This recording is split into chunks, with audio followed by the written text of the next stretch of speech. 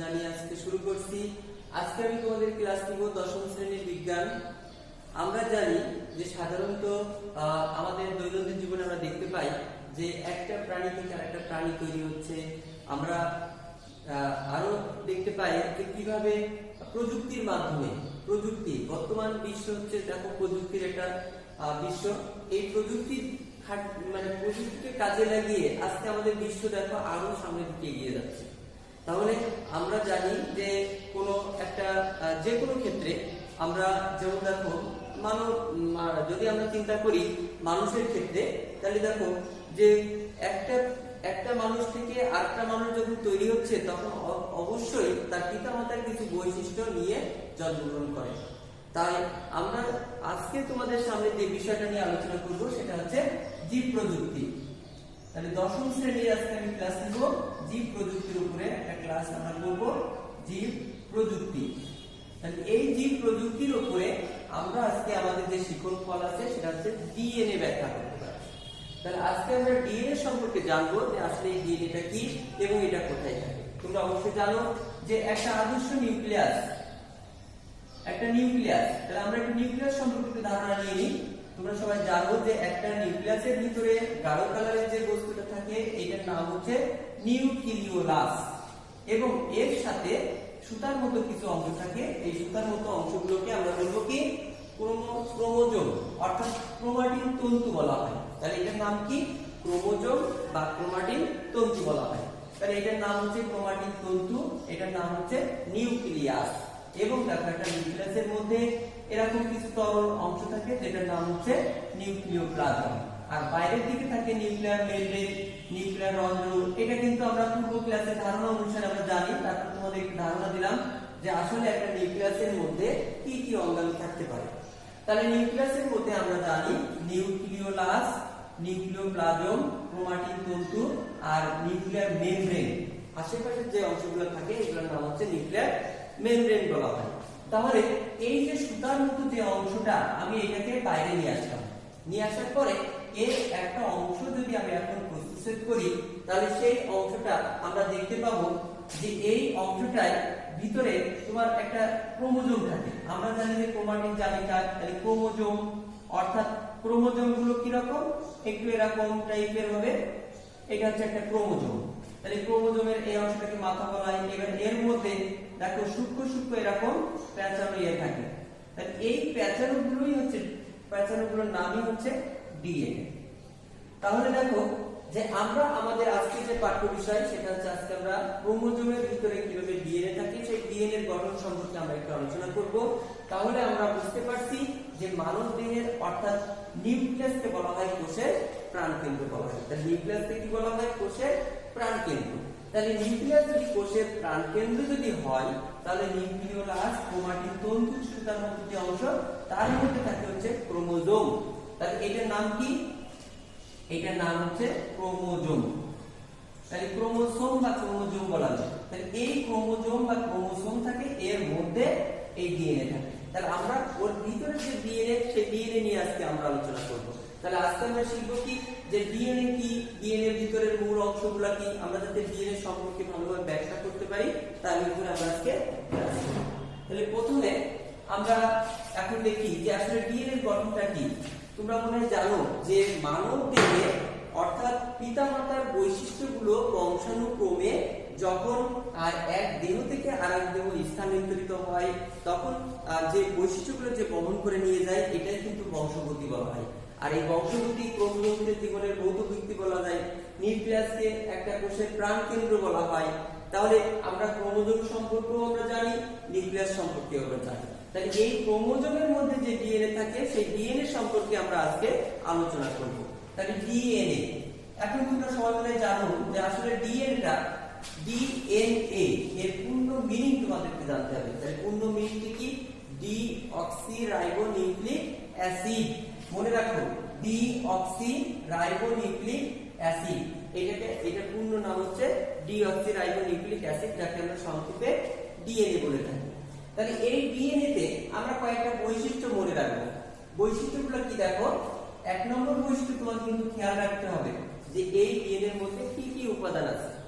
তাহলে আমি মনে রাখি ডিএনএ এর মধ্যে আছে শর্করা আছে, তাহলে ডিএনএ এর মধ্যে শর্করা আছে। আর কি থাকতে পারে বলতো?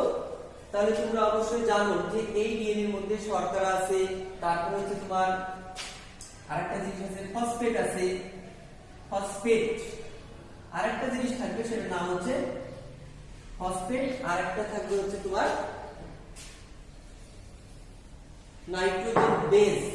তাহলে আরেকটা জিনিস থাকবে হচ্ছে নাইট্রোজেন বেস, নাইট্রোজেন বেস থাকবে, তাহলে নাইট্রোজেন বেস। তাহলে তিনটা জিনিস, অর্থাৎ আমরা জানি যে মানব দেহের ক্রোমোজোমের মধ্যে যে ডিএনএটা থাকে সেই ডিএনএ তিনটা প্রধান উপাদান তোমার কিন্তু মনে রাখতে হবে। এই তিনটা প্রধান উপাদান কি? শর্করা, ফসফেট আর একটা হচ্ছে নাইট্রোজেন বেস। শর্করা, ফসফেট আর নাইট্রোজেন বেস। এবার দেখো আরেকটা জিনিস খেয়াল রাখতে হবে, নাইট্রোজেন বেস দুই রকমের হয়, একটা হয় পিউরিন, পিউরিন আর একটা হবে পাইরিমিডিন, পাইরিমিডিন। তাহলে পিউরিন আর পাইরিমিডিন এই দুইটা অংশ নিয়ে গঠিত। আমি আজকে তোমাদেরকে যেহেতু আমাদের প্রথম ক্লাস, এই প্রথম ক্লাসে আমি জীব প্রযুক্তির উপরে ধারণা দিয়ে দিচ্ছি, কিন্তু এর পরবর্তী ক্লাসগুলো যদি আমরা ধারাবাহিকভাবে করি তাহলে আমরা প্রত্যেকটা পার্ট ওয়াইজ পাবো। তাহলে প্রত্যেকটা পার্টে কি বলা হচ্ছে, কি কোন বিষয়গুলো আলোচনা করা হচ্ছে, তাহলে আমরা খুব সহজে এগুলা ধরতে পারবো।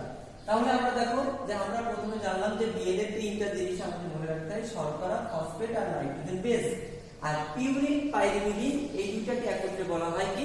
Nitrogen base. তাহলে এই দুইটাকে আমরা বলবো নাইট্রোজেন বেস। এখন নাইট্রোজেন বেস আবার দেখো চার ধরনের হয় ডিএনএ এর ক্ষেত্রে। 3 নম্বর বৈশিষ্ট্য মনে রাখি, অ্যাডেনিন, অ্যাডেনিন, গুয়ানিন, তারপর হচ্ছে cytosine, cytosine, adenine, guanine, cytosine, আরেকটা থাকবে হচ্ছে থায়ামিন, থায়ামিন। তাহলে দেখো আমরা এখানে আমাদের একটা ডিএনএ সম্পর্কে জানতে গেলে আমাদের তিনটা জিনিস আমাকে আগে মনে রাখতে হবে। যে আগে আমাকে খেয়াল রাখতে হবে যে একটা ডিএনএ কি কি দ্বারা গঠিত, শর্করা, ফসফেট আর নাইট্রোজেন বেস।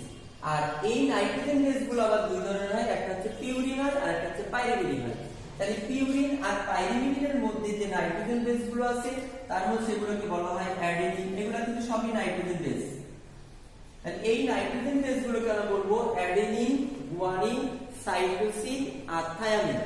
সব সময় খেয়াল রাখতে হবে পিউরিন আর পাইরিমিডিনের মধ্যেই কিন্তু বন্ধন গঠন করে। তাহলে এরা সবসময় কি করবে?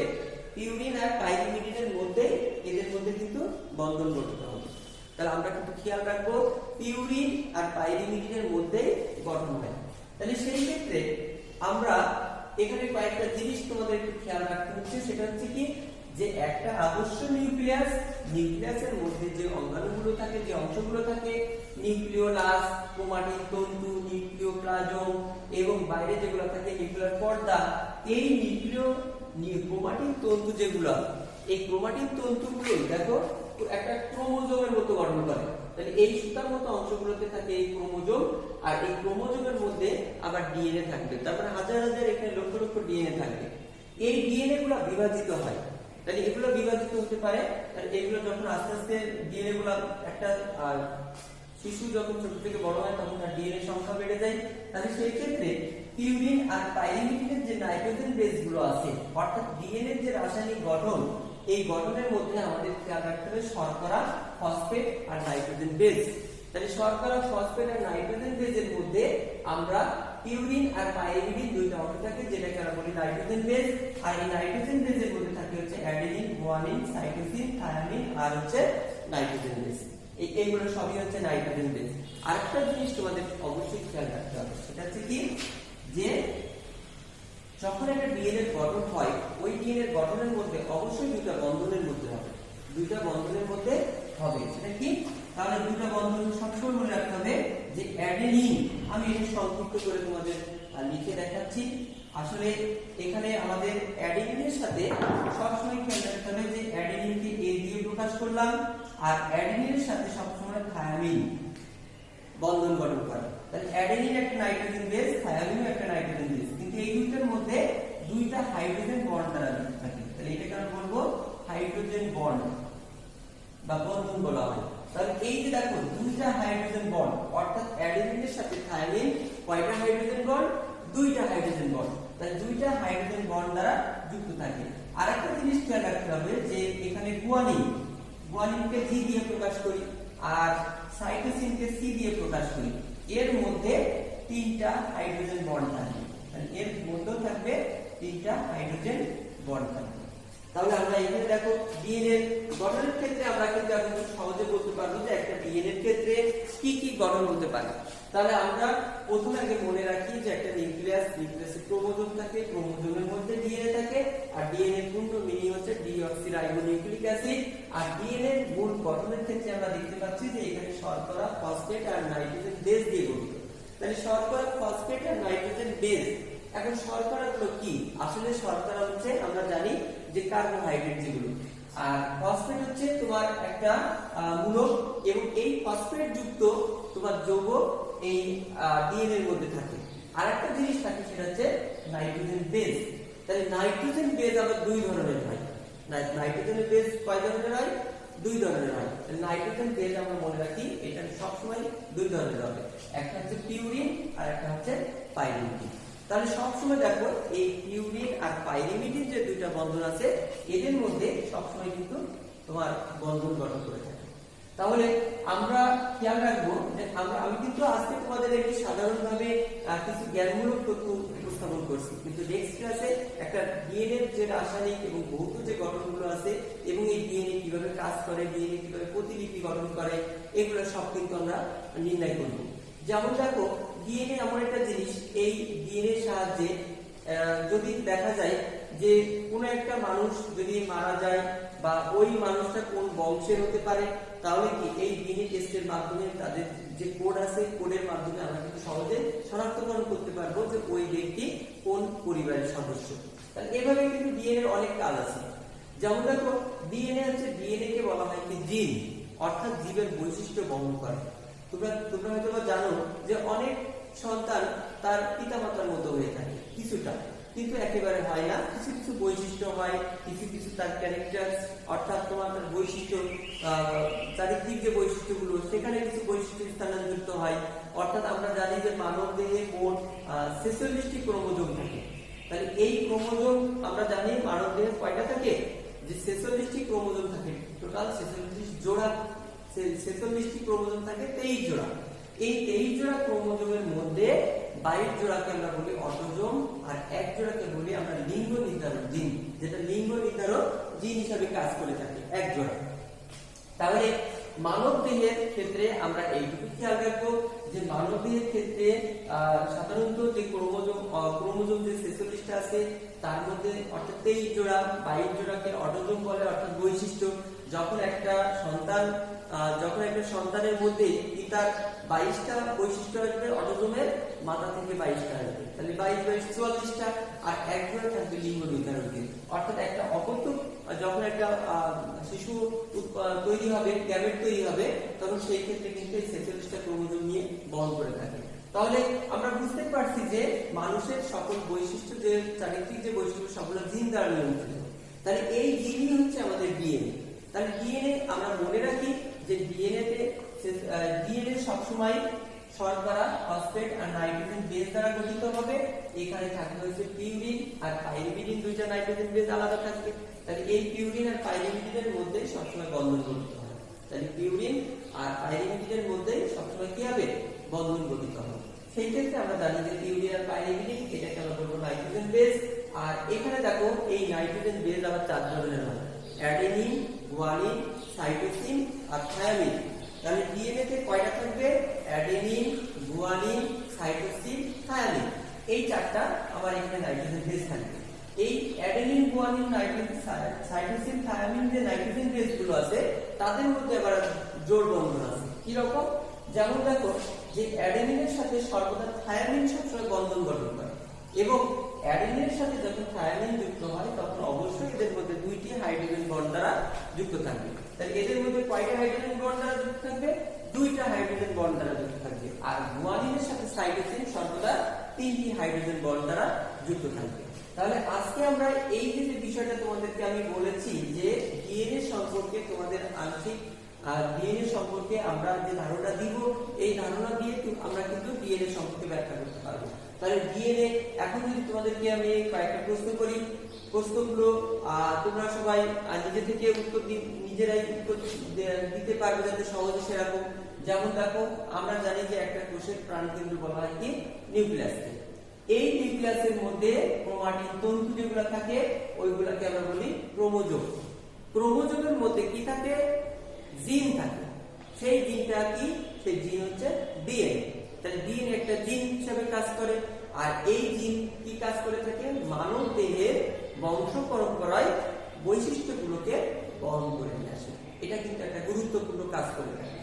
আর এই ডিএনএ কি দ্বারা গঠিত?